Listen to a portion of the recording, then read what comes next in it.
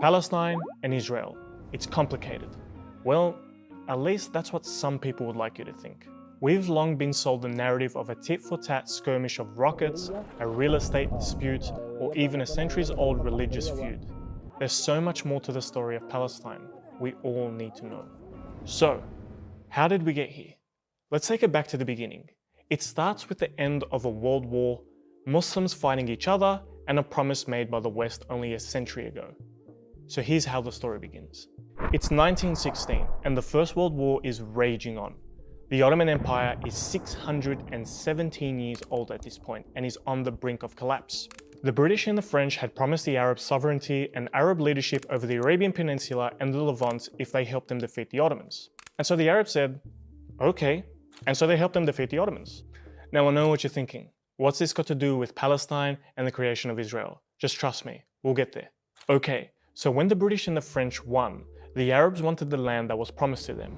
But little did they know, the British and the French had this little top secret meeting.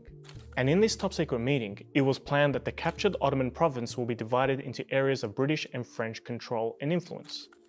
The British would receive Palestine, Jordan, and southern Iraq, while the French would control southeastern Turkey, northern Iraq, Syria, and Lebanon. This was called the Sykes-Picot Agreement. But then the Arabs found out about this agreement and they were shocked. They had been bamboozled and tricked. They thought that they were fighting a war in order to overthrow their non-Arab Muslim rulers, only to end up with, you guessed it, European colonial rulers instead. Anyway, that's a long story for another video. Now that the British occupy Palestine, something unusual is happening back in Europe.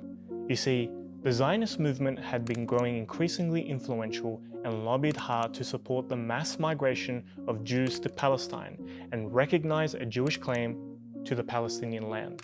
And in 1917, Britain out of nowhere publicly declared its intentions of establishing a national home for the Jewish people in Palestine.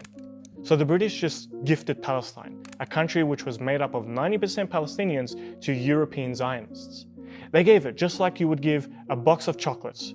Historians still debate till this day why the British gave Palestine to Zionists. It's simply baffling. Now, at this point, the Jewish population in Palestine was less than 10%.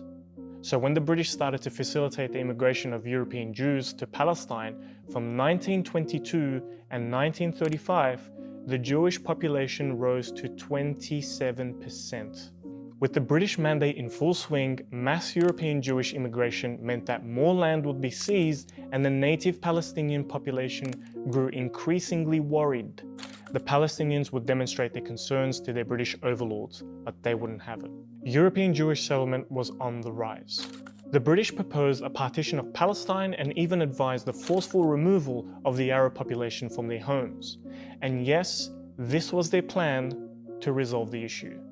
So the Palestinians naturally rejected this proposal and revolted against the British. The revolts were crushed violently, killing thousands of Palestinians. But the Palestinians wouldn't give up.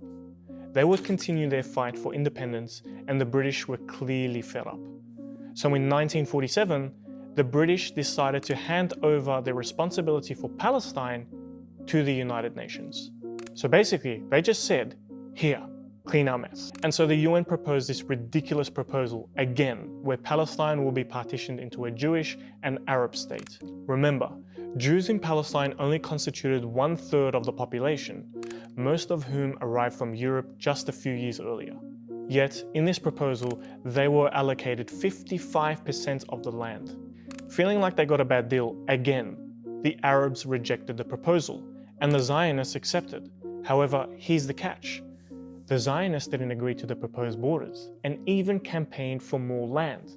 So they agreed to an Israeli state, but didn't agree to the size of it, so they can just choose it for themselves. By 1948, Zionist militia would storm and capture Palestinian-populated villages and cities, leaving thousands of Palestinians homeless and landless. The Zionists wanted to seize and cleanse as much land from Palestine before the British would officially withdraw their forces. And on the same day that they left, the Zionists proclaimed the establishment of the new Israeli state. Overnight, millions of Palestinians lost their country. And what's even more bizarre is that immediately the two superpowers, the United States and the Soviet Union, recognize the new state of Israel. And if it couldn't get any worse, May 15th, 1948 was perhaps one of the darkest days in Palestine's history. They called it the Nakba, or the catastrophe. To lose your country, your identity, and your home just like that is something truly horrifying. But that wasn't enough for those Palestinian men, women, and children. They had to be ethnically cleansed from their lands and driven into near total destruction. See, the creation of the State of Israel didn't just mean that 1.9 million Palestinians were forced out of their homes.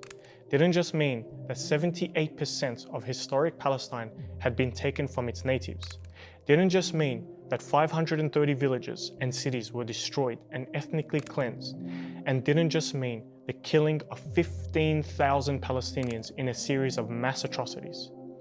It means that it was the start of something even more horrifying for the Palestinian people.